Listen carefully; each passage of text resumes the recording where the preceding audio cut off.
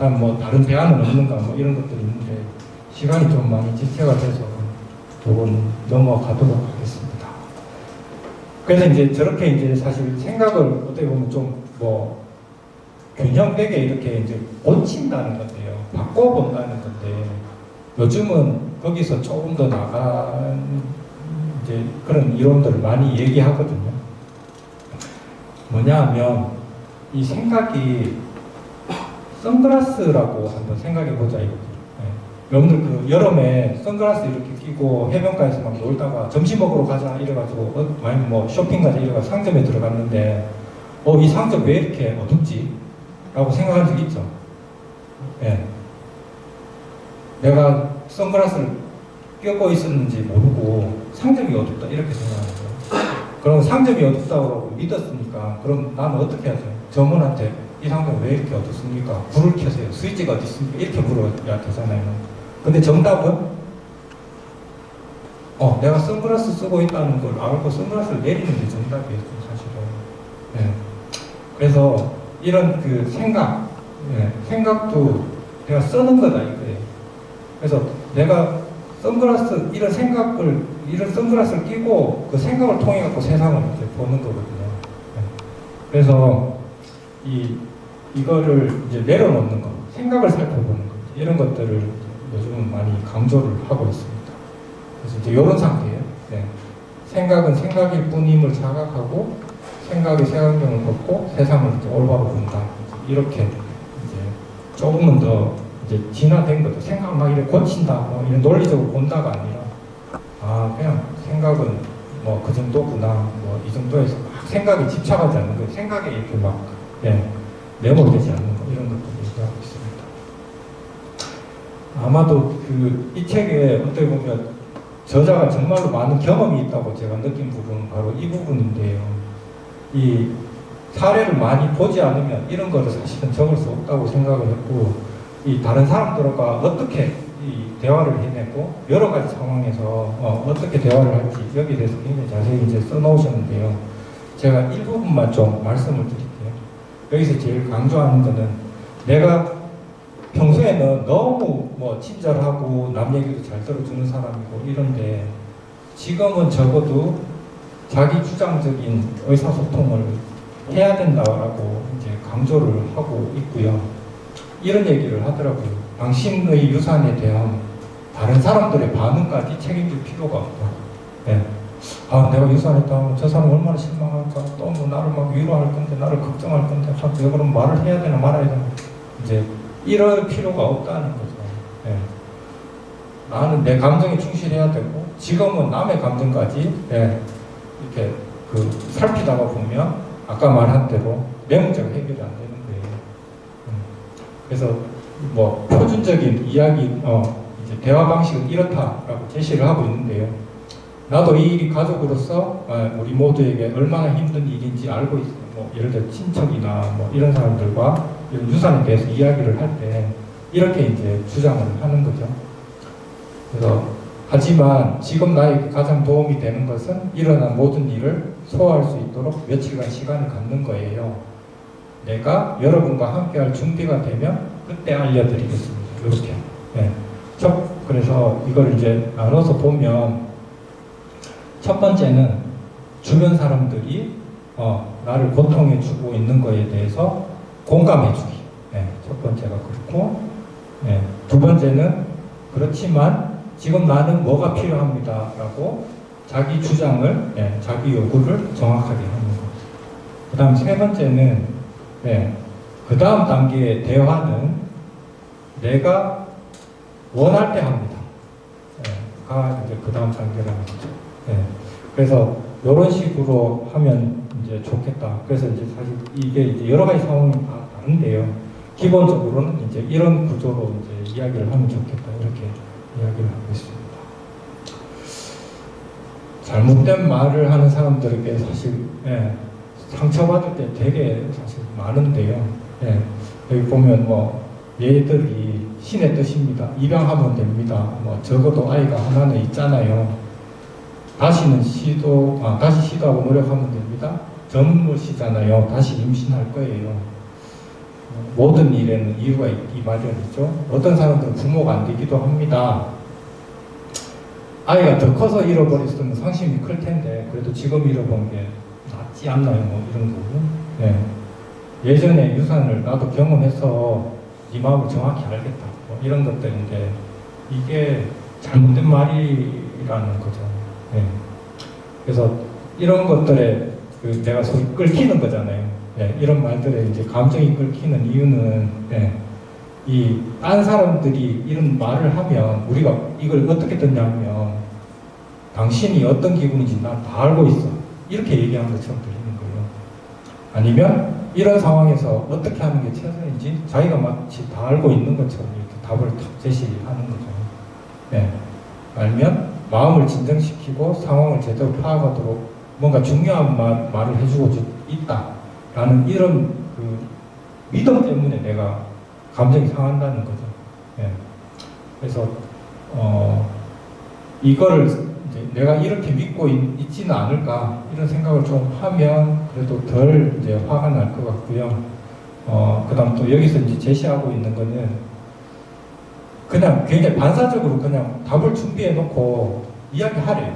그 상황에 맞춰서 사람에 맞춰갖고 대답할 필요가 없다. 네. 그냥 제가 요즘 그냥 좀 많이 고민 중이에요. 저도 많이 고민 중이에요.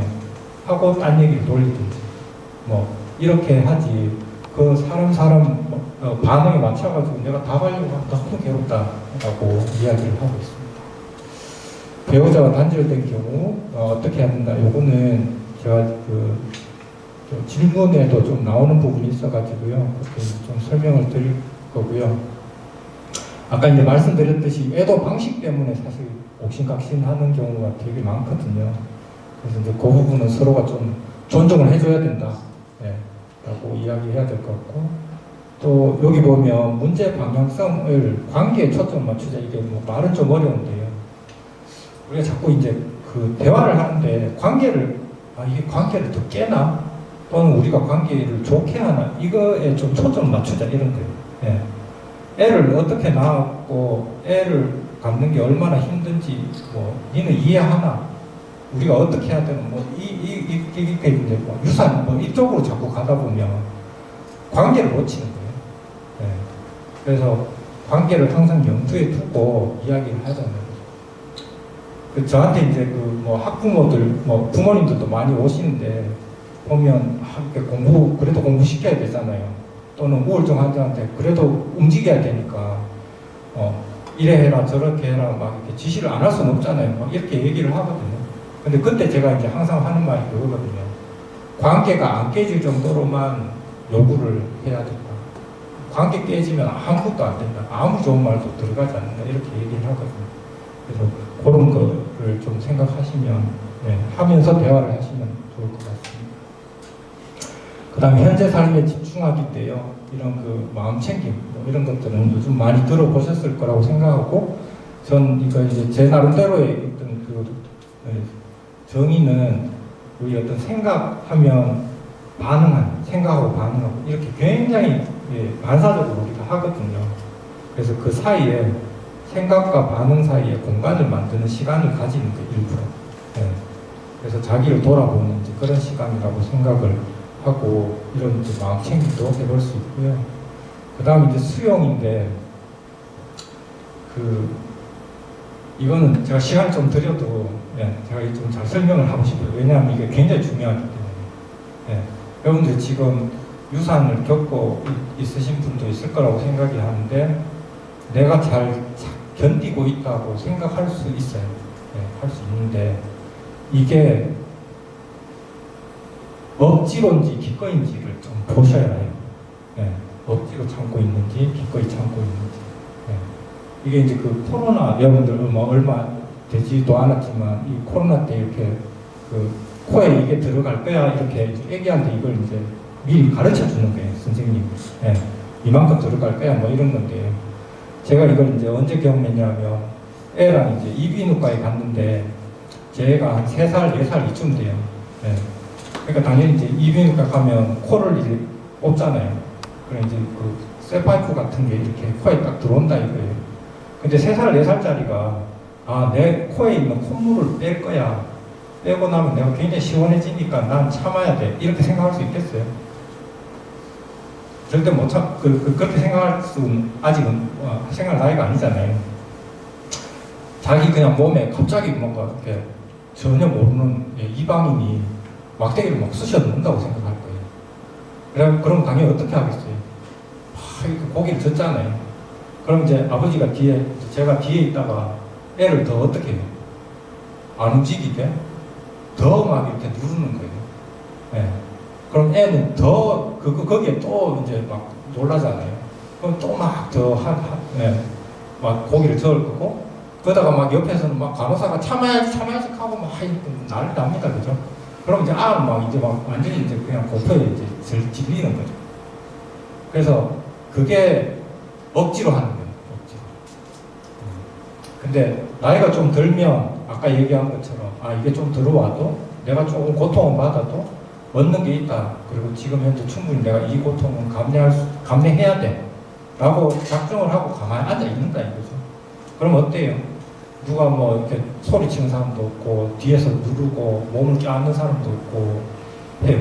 자기는 훨씬 편하게 하고 그 다음 그렇게 해가지고 내가 좋아지니까 그럼 이건 이렇게 하면 되는구나 라는 경험도 하게 되는 거죠. 근데 억지로 참는 거는요 그런 경험을 전혀 못해요. 그냥 화만 나지. 아빠가 왜 그랬어? 그죠? 그래서 이거는 반복적으로 경험해도 느는 게 별로 없어요. 그래서 이 차이를 좀 아셨으면 좋겠다. 그래서 제가 말하는 진짜 이제 기꺼이 참기는 이제 수용 이쪽이다라는 거죠. 그래서 내가 정말로 이거를 받아들이고 견디고 있는가, 아니면 견디는 척, 잘 지내는 척하고 있는가, 이런 것들을 살펴보면 좋을 것 같습니다.